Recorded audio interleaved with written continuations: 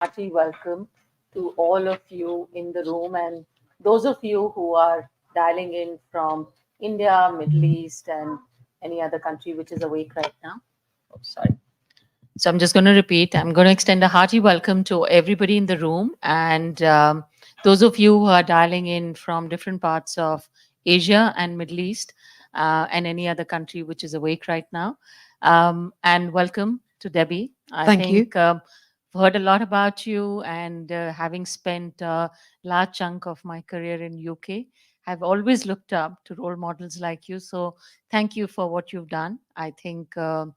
I don't know whether you're aware, but there are a lot more women out there, whether it's UK or outside UK, who draw a lot of inspiration from you. Well, thank you. And I'm honored to be here. I hope I don't disappoint any of you because it's a huge privilege to be here with so many other high achieving women. So thank you for the invite. So, as I kind of have transcended my career, very often leadership is identified with vision, direction, and support. And in some way, you've been personifying that. But I think what would be good for us to know how that journey has been for you and what have been some challenges as you graduated and started your career. Well, so I'd start from I never thought that I'd have the opportunity to get into such a privileged role. And it's a genuine honor to become the chief executive of Nationwide. We'll talk more about Nationwide later, but I'd just start by saying that I went to school in my hometown in Glasgow. I, did reasonably well at school. I went to university in Glasgow, and financial services was a huge interesting area to me because what I learned very early on was that money makes the world go round, right? Money talks, and financial services had great power and great influence in the way that society operated in the UK. And I sort of recognized that it was an area where um, there was going to be huge change, and huge change was already beginning to happen as I studied at university and left, because what was coming together was technology was beginning to drive financial services. And this is so interesting, I think, particularly being part of a conversation with IBM, because one of the most important things to me was to think about what were the skills and what were the attributes that would set me apart. And it became very clear to me very early on that technology was going to transform and change the world as it subsequently did. And it was fascinating to me that um, so many women didn't seem interested in technology when I was younger. Now, one of the things that's amazing about India is you have managed to encourage so many women to study STEM um, subjects. And certainly in Glasgow and in Scotland, it just wasn't such a big deal. So it was just really interesting to me to think carefully about education and what was going to set me apart. That's fabulous. As you were talking about tech, in India, we actually do have 40% of the Yep. STEM graduates as women, which is fabulous. But one of the challenges which we continue to face, not just in India, actually, in my experience globally, is at the mid level, Yep. and the leaky pipeline at the Yep. mid level. And, as professionals, we work through it through our career, but somewhere those challenges keep Yeah. surfacing.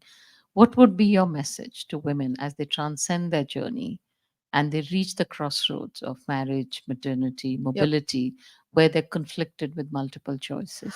So, look, I think this is a really interesting topic, and what I'd say to everyone is the answer for you as individuals is a very personal set of choices. And one of the things, I mean, I can share my journey and what's important to me, but the first thing I'd say to everybody is you have to make a set of decisions that work for you, what is important to you, and the choices that work for you and your family. I was really lucky in that my husband was probably more ambitious about what I and women could achieve than necessarily I was, and he was very, very supportive. So the first thing I would say is make decisions that work for you, but surround yourself with people who will support you in the journey that works for you, and think very carefully about those choices, because to enable you to achieve what's right, you have to have people around you that will support, challenge you, and help you. So that's the first thing. And the second thing I would say is that normally I find that the biggest inhibitor to your own success is what you think you can achieve yourself. And I can think of a number of occasions where I was maybe thinking, oh, I've done X, Y, I've done this, so that's good. And my husband would say to me, well, why not push yourself forward for the next promotion? Why wouldn't you be the person that should be considered? So I got a lot of strength and a lot of confidence from his support. I talked about education. My personal view is that self-development and education are so critical. Even now, I spend a lot of time thinking about what should I be learning, how should I be pushing myself, how can I develop myself further, how can I learn from other people that I meet, who do I look up to. And I think constantly pushing yourself to make sure that you're developing constantly. But I think for women, there are certain times in your life which become a really important set of choices. I have a daughter, she's 20 years old, and I was really lucky that I became quite senior young before I had my daughter. And that allowed me to make choices that I don't think a lot of women have the opportunity to make. So I happened to become a member of the executive team in the bank that I worked for at the time was Clydesdale Bank when I became pregnant with Charlotte. And because I was senior 20 years ago, women weren't given flexibility. They weren't given the opportunity to make choices that I was able to ask for. And so, for example, I worked for a bank that never had any executive work part time. When I went off on maternity leave, I was the CIO at the time, and the bank was having a lot of challenges. So I worked to, a few days before I had my daughter. And then after I had my daughter, the chief executive of the bank came out to see me to see he was said to me he was coming out to see how I was, but actually truthfully he was coming out to see how quickly I was going to come back to work. But that was fine. And I said to him, I just asked him, I said, well, my daughter's 12 weeks old, so I'm happy to come back to work, but I only want to come back to work 3 days a week. And he said to me, that's fine. And that was the first time that National Australia Bank had a executive that worked part time in the UK, and I was the CIO at the time. And it was brilliant because it was something that didn't think would I didn't think would work. Working 3 days a week, running at the time, I had many thousands of people working for me and a lot of responsibility, but I made it work, and I made it work because I had a lot of very supportive colleagues and I had a very supportive family that enabled me to do it. And the key thing for me was I asked for it. And now it's very normal for people to work part time, and it's very normal for people to work flexibly, and it can work. So the moral of this story, ladies, is ask for it. So I took away a few things from what Debbie just said. Ask for it, marry right, right? Ensure you have the right husband, and just make sure your boss is able to understand and agree with what you say. Yeah, So exactly, three exactly. key learnings. But in the word impossible, it's really I am possible. Yeah, And there's a lot around what we think. And many women that I work with also suffer from a lot of imposter yeah. syndrome. I'm not good enough. And like you just said, he was okay, but I wasn't sure I'll be able to make it work, but I'm going to do it 3 days. And we hear this generation after generation. What is it that we can do to believe that, as L'Oreal says, I'm worth it? Well, look, I think what you've got to do is have a personal resilience to force yourself into situations that you may not think that you're going to be successful in, and be able to accept that there will be things you do that don't work well. I mean, even people say to me now, oh, when you speak you're confident, you but that doesn't mean that internally sometimes I don't feel, is that good enough, have I made mistakes?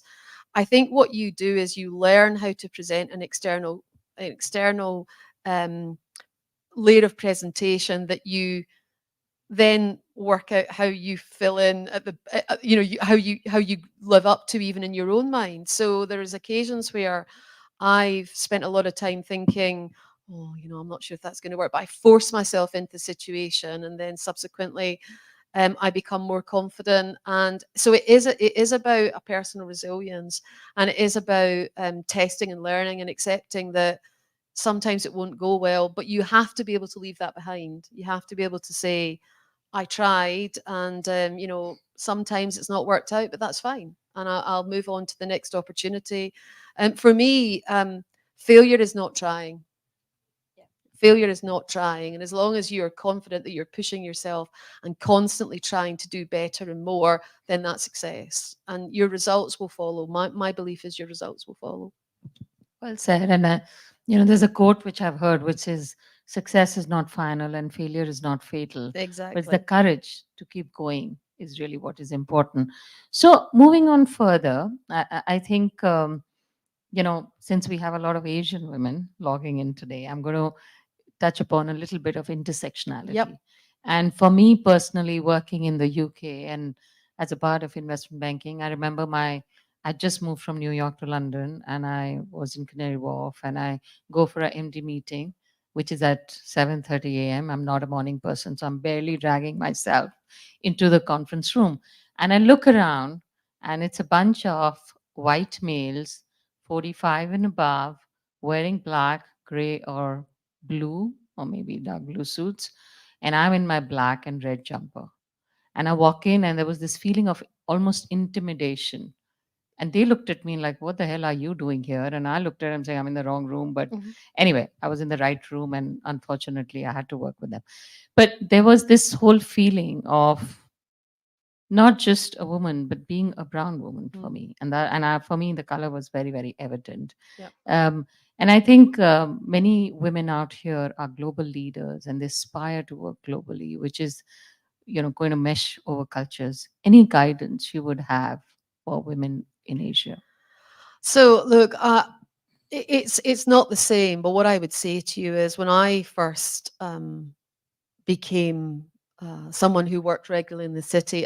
For those of you who are not from the UK, I'm from Scotland, and I sound different, and I certainly looked a lot different to a lot of the men in Canary Wharf as well. So it's not the same. But I often also felt that I didn't fit in, and a lot of the banking community in the UK, they are educated in London at two or three of the universities. They all not just look the same, but they sound the same, and I didn't look like them either, and I certainly don't sound like them either. So I can relate a little. So I think it comes back to your confidence and your personal resilience again. That I do think the world is much more accepting now of differences. But if you allow how you feel to make you less confident and less sure that you belong, then I think people treat you differently. I think you've got to accept that you are worthy of being there, because and normally you're not just as good. My experience would be, as a female and as a brown woman and as someone who's came from an underrepresented community, you're probably not as good as those people. You're probably much better, because you've had to fight so much harder. So I would enter the room remembering that your seat is at the table because you've earned it, and you're probably one of the smartest in the room. You've probably got way more experience and confidence than most of the people in the room. And I would say, think about it as an advantage to stand out and be remembered, not for the way that you look or your differences, but because you've got there, and for the confidence that you'll display when you're there. And I'd also say, getting in your mind some role models who you have watched in that environment and learn from them. I actually, one of a number of years ago, I met Ginny, right, and in London, and I was at a dinner, and she was one of the only there was three females in the room. There was Ginny, there was myself, there was another lady, and I watched how confident she was in the room, and the space that she made sure she had, and the fact that a lot of women feel very pressured to make a very quick contribution. And one of the things that I noticed very much about Ginny is she waited calmly. She took her time and she filled the space. And I remember watching, thinking, well, that's really interesting, and it stayed with me. So watch and learn from other people that you admire in that situation, and I would just say draw inner confidence. Thank you for sharing that. So tell us about, we all learn from successes and maybe a little more from failures. So tell us about a toughest situation in your mind that you've handled, which has been a great learning experience for you. Yeah, so I mean, I've got a number. One I'll talk about is the job that I had before the current role I'm in. I was the chief executive of TSB, and TSB, for some of you, particularly in the Middle East, you may not know, but it was a bank in the UK that had suffered what was described in the UK as the biggest IT meltdown in UK banking. I mean, the organisation had gone through an incredibly difficult time. Customers couldn't transact normally for weeks.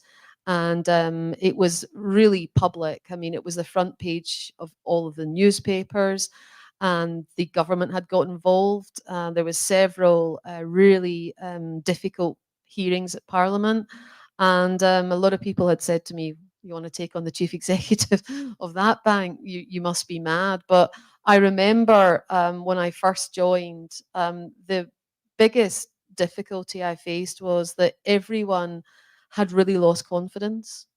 There was many very senior people who were very experienced, had really, they hadn't been sleeping, they had been working 24 by 7, and they just felt that they couldn't see the way out of the doom loop. And the biggest problem I had was to restore confidence. But at the same time, I had so much pressure externally from, when are you going to fix this? What are you going to do? So it was, how do you sort of galvanize people, make them feel calm, but make them feel confident about the future, when bluntly, I felt I was going in there as a new chief executive, lots of really challenging issues. And, internally, I didn't feel confident, but I needed to make people believe that everything was going to be fine, and it was going to be good. So, the first thing I would say is I spent a long time listening and just connecting with people and understanding their personal experience. One of the things that I think is really underrated in business is connecting on a personal and an individual level, just to understand how difficult it's been for individuals on their own personal journey. And the other thing I learned very, very quickly is you need a really good team.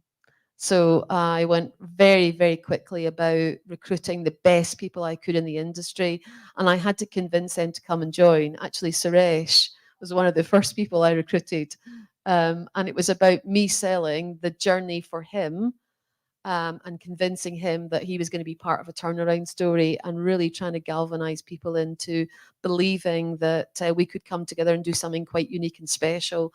And, I was really fortunate that I got a number of great people in UK banking to join me, and we worked with partners. IBM was a big part of that journey, along with other partners. And it was about making people believe again that you could achieve things and have fun.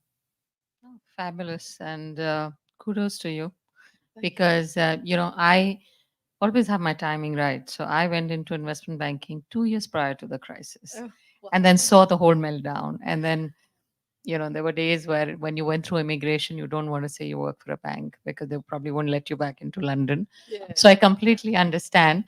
Um, Moving on from here, I felt that at least when I was kind of transcending my career journey, some sponsors and mentors have had a key role to play. So, you've beautifully articulated about the support you got from your husband and your manager or Yeah. CEO at that point of time. Excuse me. But would you like to talk about any mentors or any importance of mentors that the team here can leverage Yeah. from?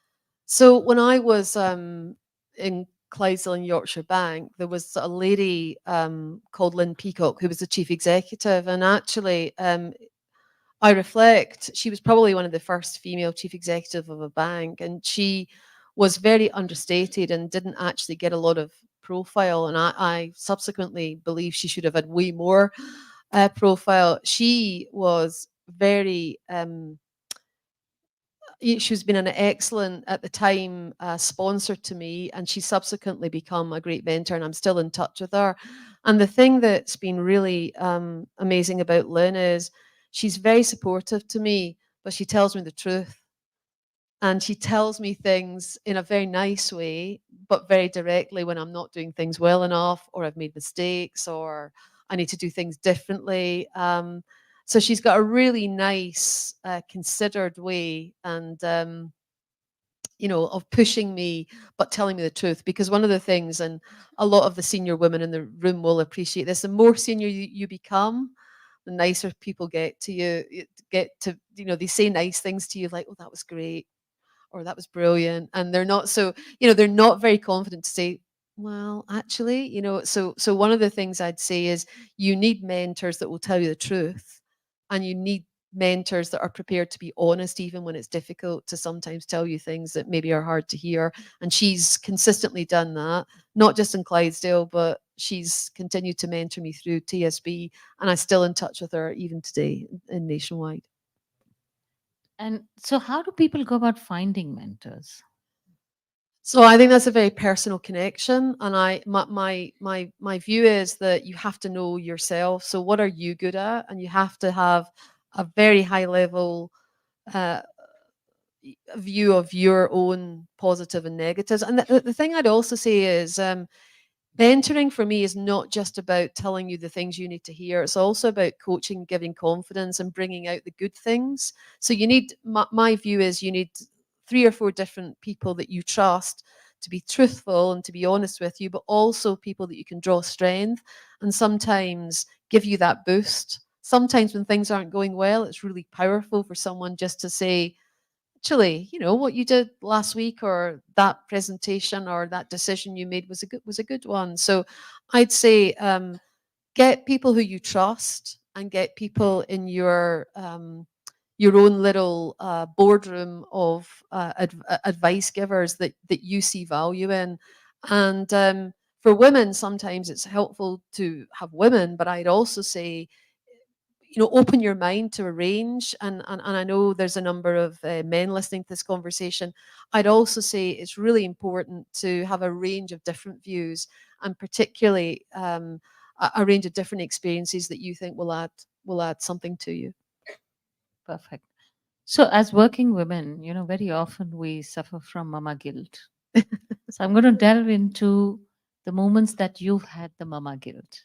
Oh yeah. So I still do. So I've got one coming up. So my daughter's 21, and her 21st birthday falls on my board day again in November, and I'm just trying to negotiate the right way to break the news to her, actually. So it never leaves you, right? And I'm very proud of the way that my daughter's grown up.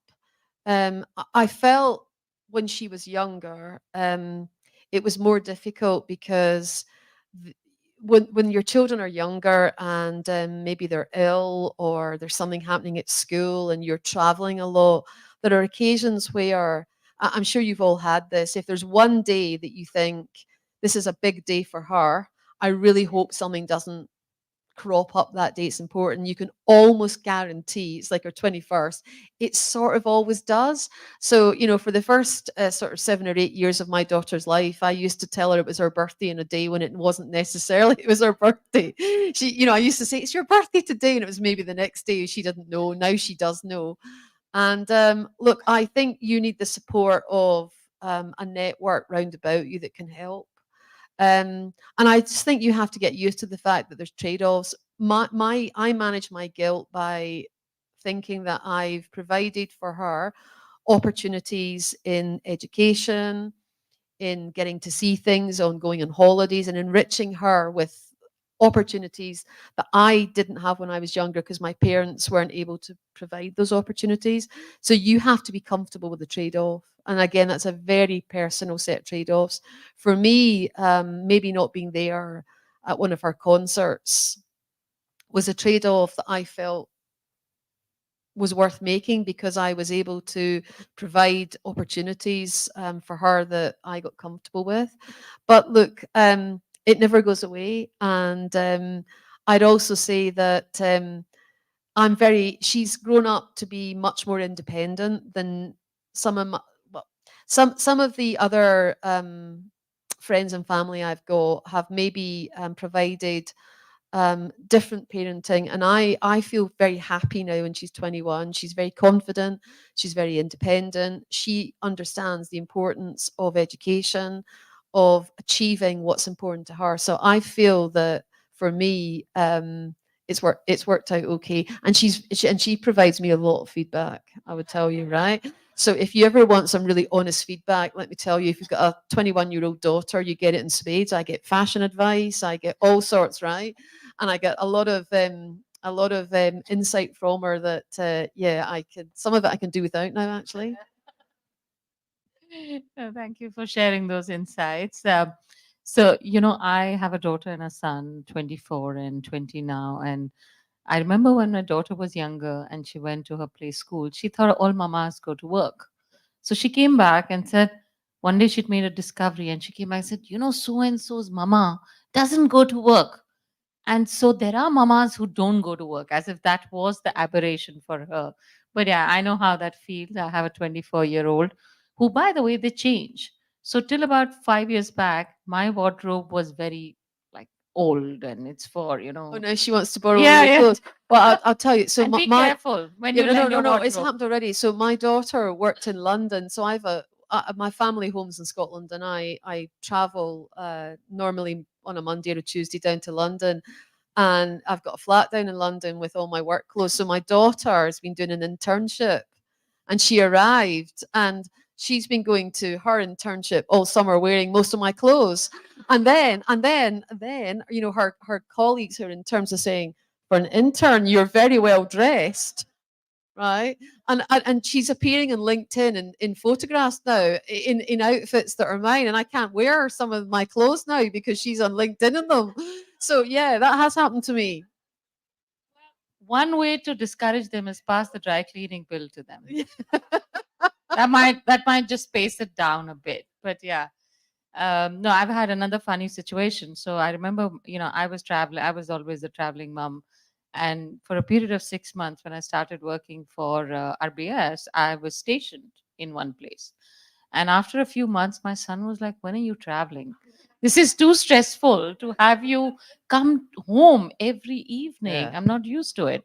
So yeah, I think it's just worked their way around, and they're really wicked after a point of time. Yeah. And the emotional blackmails and all of that, I'm sure you've gone through as well. So. Look, absolutely. And learning to sort of put those things in a box is really important, right? Because they become overwhelming. And that's why I think people's journeys are personal. So for some people, that the decisions that I feel happy with maybe aren't right.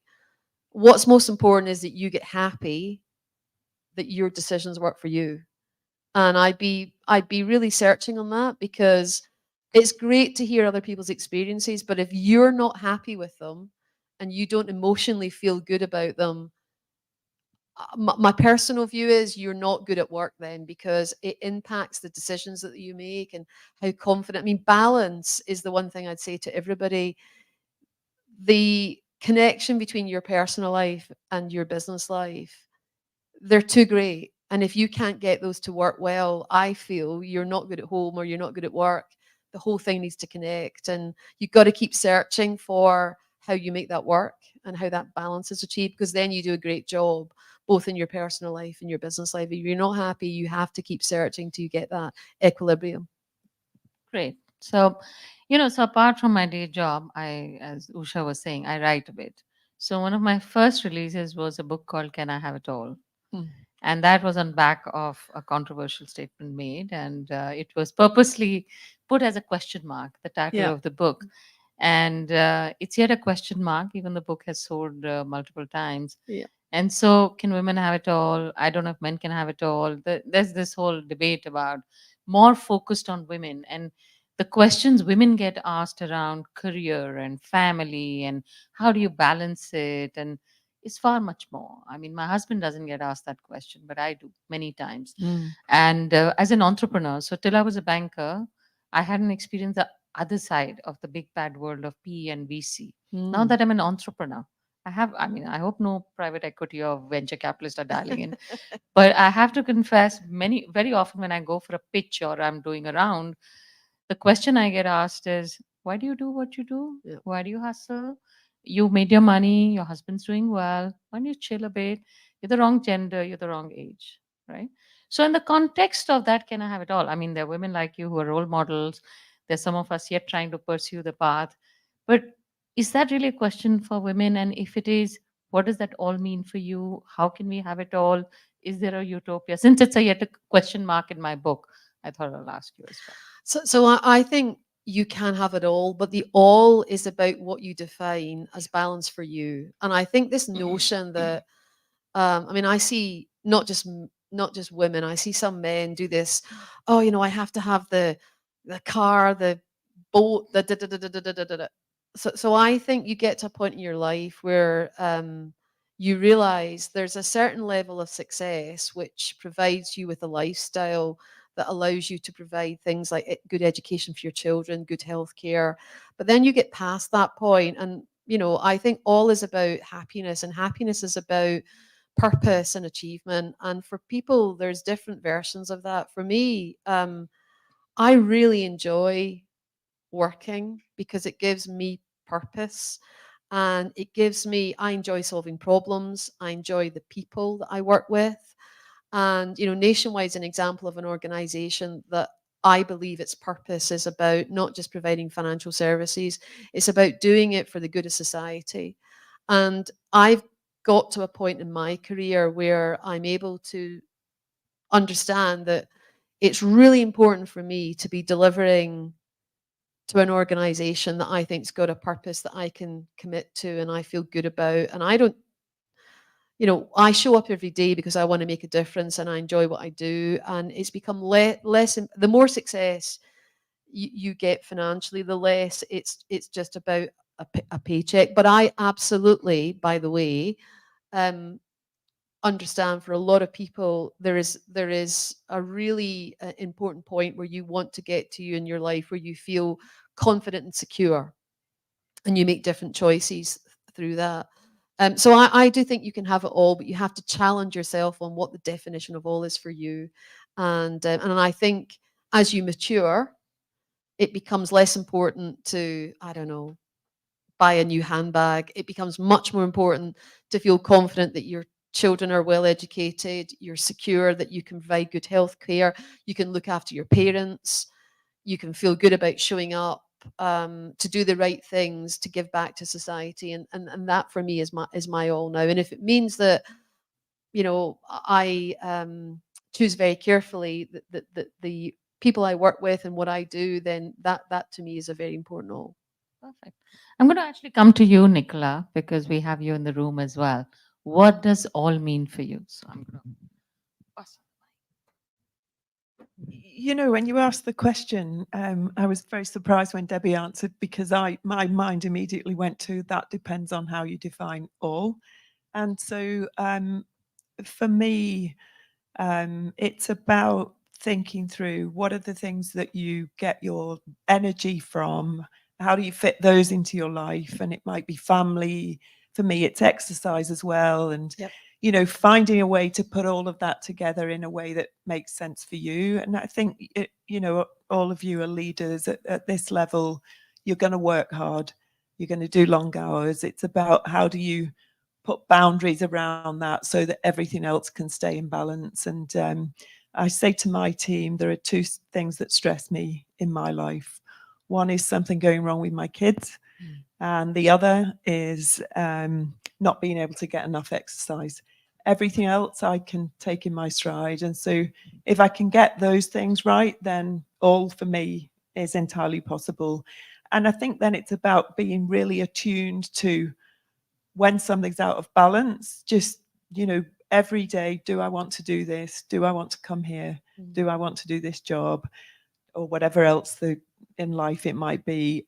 And just being really well attuned to that. And if the answer's no, just change it. So that's how I manage, and it waxes and wanes. Sometimes it's in balance, but I'm very, very fine tuned now to know this is out of balance for me. I need to do something about it fast. Thank you. Thank you so much for sharing that. One of the things when you talked about balance just spiked in my head, and I've spoken about this in Can I Have It All, is just wellness. Mm. And as women, maybe I'm probably stereotyping here a bit, but we're so much into giving and taking care. And yes, I know what makes me happy, but what makes me happy is to give somebody something. And I remember, from my personal experience, I was in London then. I was working myself completely silly and bad hours, bad eating habits, felt really unwell. I had my lungs collapsed. I was all of 38 and I was in the hospital for 3 months and I finally made it out of the hospital. But one of the things I learned from that incident is smoke less, drink less, sadly, have breakfast and take care of yourself. And it's like, in the plane when the message is when if something there's turbulence and the mask comes down, put your mask first. But we as women actually don't tend to take enough care. So the exercise bit was very important. Any thoughts from you? So look, I think that the first thing is, to pick up Nicola's point, I think you've got to be very tuned in to how you are feeling, and not prioritize everyone ahead of yourself, because you're never going to be able to do a great job as being a parent, being a colleague at work, being a leader. And I think, the other thing I'd say is, for those of you who are in leadership positions, you will know this. People look at your wellness and they take a lot of confidence or otherwise from it. So don't think that you working yourself and sort of showing up, in a way that doesn't exude confidence is good for your organization, or is good for your children, or is good for your relationships. You got to look after yourself, and you got to be able to call it. It's the same when when something's challenging at work, and if you're the chief executive and you're sort of running around with your hair on fire, and people, they're disturbed by that. What they want is a calm, confident leader who will take the time to prioritize what's right for them. So I would say that you're not just doing yourself a favor, you're doing your organization, you're doing your family, and you're doing everybody else a favor. So I'm quite good at always making sure that I appear like it's good, even if I have to go home and I don't know, have some kind of meltdown privately or whatever, right? And don't think that people don't do it, because they do, right? But I'm quite disciplined, and what I find that forces me to do is think really carefully. If I can't confidently present myself, it's a really good check for me to go, hang on a minute, do I need to take time out? Do I need to go and have a chat with a mentor? Do I need to think about what's going wrong? So I'd say, be really thoughtful about that, because it's not only you're doing damage to, you're doing damage to the people around you as well. Great. So one last question from me, and then we'll take a couple of them from online and a couple of them in the audience. I'm going to do a rapid fire. It wasn't on the Okay. agenda. So I hope I don't get fired for doing this. I don't know. Anyway, Can I Have It All is actually based on 7 C's. So I'm going to just ask you 7C, or maybe 1/8 one, and anything top of your mind. Okay. Yeah, so here we go. Clarity. In what context? Anything. What do you associate with clarity? Oh, clarity. Okay, what I insult with, absolutely. It's about knowing yourself better than anything else. Perfect. Well done. Conviction.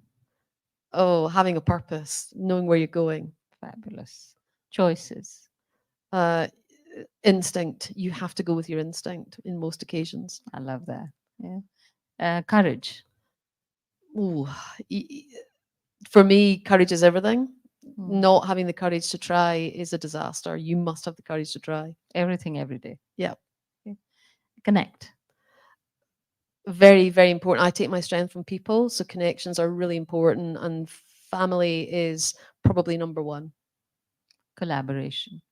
It's the way to get stuff done, right? It's absolutely the way to get stuff done every day. Well, 10 out of 10. You've done really well. And the last one. So what's your legacy?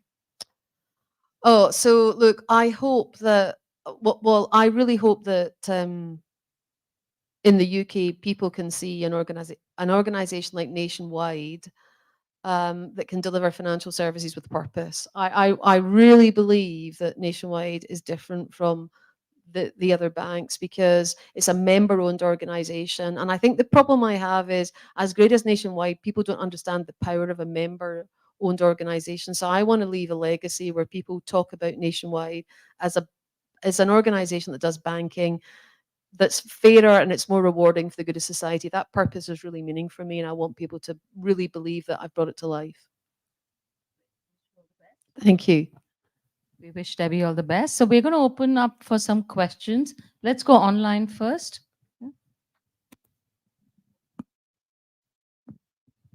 In the chat, if people who've logged in, if you want to have, if you have questions for Debbie, then do put it in the chat and they'll be picked up in the room. Thank you so much, Anu. Thank you, Debbie. We are getting some amazing response, feedback, comments from our live stream viewers. So I'm just going to read out some questions that have come in. So the first one is, most women shy away from talking about their achievements as compared to men. What's some of the good ways to do some constructive bragging? Oh, that's a great question. Right. Well, my tip is it's really good to get other people to brag on your behalf. Look, um, I think humility is really important, right? I think when you're a leader, if you don't stay humble and you don't stay grounded, and the way I do that is because if ever I try to brag, my daughter's the first one to bring me right back down to earth.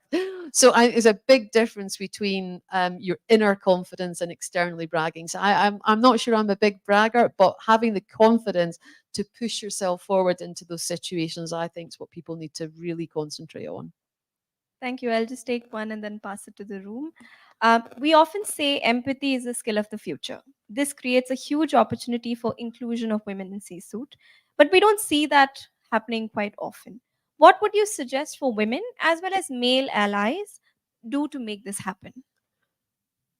Oh, look, I think that's a great question. I think you've got to really understand other people's journeys and be prepared to inquire and listen. I think so many people make assumptions. It's really interesting to me now when I'm in a chief executive position, sort of 35-year, people make lots of assumptions about how I got to where I got to in my journey. And some of it I find really interesting because they haven't inquired or understood about my personal journey. So I'd say be educated, be inquisitive, and listen. Thank you so much, Debbie. So given the time, we'll take a couple in the room, and then I guess she's got other meetings. So it was so insightful, listening to you. My question to you has two parts. You talked about sponsors and mentors, but who's your role model? Is it a male or a woman? That was one. The other is that you have achieved so much, but what do you aspire to be in the next 3 years? All right. Okay. Well, I'll take the second one because that's easy. A good chief executive of Nationwide Building Society. Great. And really, it's that simple. So one of the questions I'm always asked is, oh, how did you develop this plan to become a chief executive? The truth is, I always really thought about doing a great job in the one I'm currently in. And I know that sounds like I'm not ambitious. I've always been hugely ambitious, but I found it really useful to imagine over a 3 year. I always do 3 year plans, right? 3 year strategies, 3 year plans. And my strategy is always take a 3 year plan and do it in two.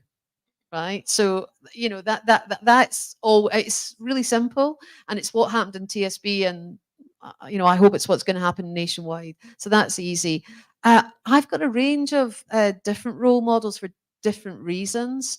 And, one of the persons that always comes to mind is Lynn Peacock, who's a lady who I've talked about earlier. She's just fantastic and really calm.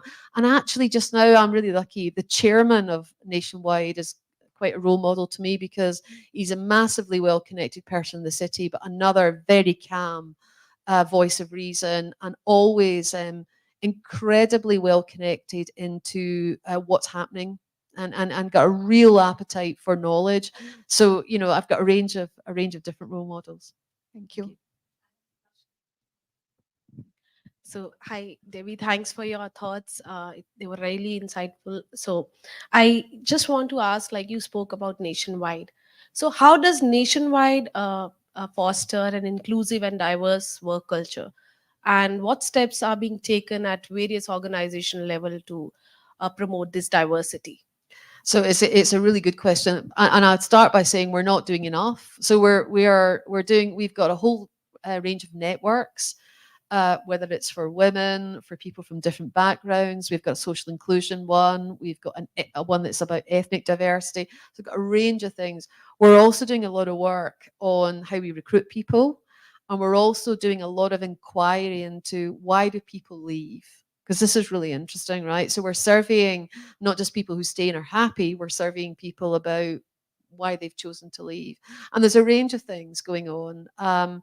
So we are trying to make a level of different interventions. But the thing that is most interesting to me is there's often people who believe that their situation is quite isolated within Nationwide, and we're doing a lot to try and connect people to get them support for what they think is important and what's troubling them. So an example, we've connected a number of people who have got very difficult domestic situations just now, and it's very confidential to them, but it's just been really interesting.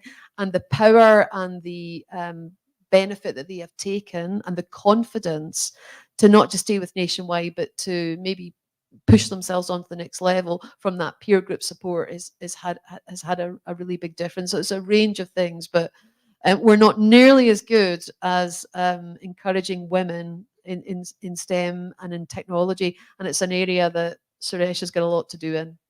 Yeah, thank you. I hope it works out. Thank you. Yeah. You talked about joining the bank and turning it around when everybody, including said, why are you doing this? So my question is, why did you decide to join that bank? What gave you confidence that you could turn it around when there were too many naysayers around you? So, well, so I'll try and make this quick. I mean, actually, I understood quite a lot about what had gone wrong. I'd had the chance to look at the organisation through the previous bank I worked with. We'd looked at potentially acquiring the bank, and I understood quite a lot about it. And because I had a lot of previous experience in execution on technology, I felt very confident. When technology goes wrong, it's not normally about the technology, it's about people, it's about leadership, and it's about organization. And I felt that I recognized that it was about the team, the organization, and I believed that it was a problem that was very fixable. So what gave me the confidence? Actually, a lot of people I trusted said to me, "You'd be good at that job." When the job advert went out, I think probably in the first 3 days, I had about 5 or 6 different people say to me, "That's a job for you." So I just sort of took a deep breath and dived in. And then Suresh joined and helped me.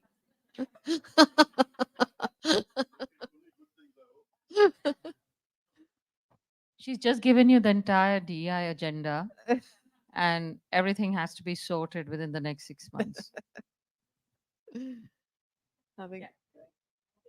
Yeah. I've got to go. Okay, I've got to okay. go. But no, so well, in that case, we'll let you meet Debbie and ask the question when you can. But thank you, Debbie, for your time. I think the price of greatness is responsibility and role modeling. So I Yeah. think there's a lot you've done for us as a women community, and I'm sure you'll continue to inspire many. But thank you. It's Well, been a thank you pleasure to you. It's hosting been you. wonderful to meet you as well. Thank Thank you you. to everyone.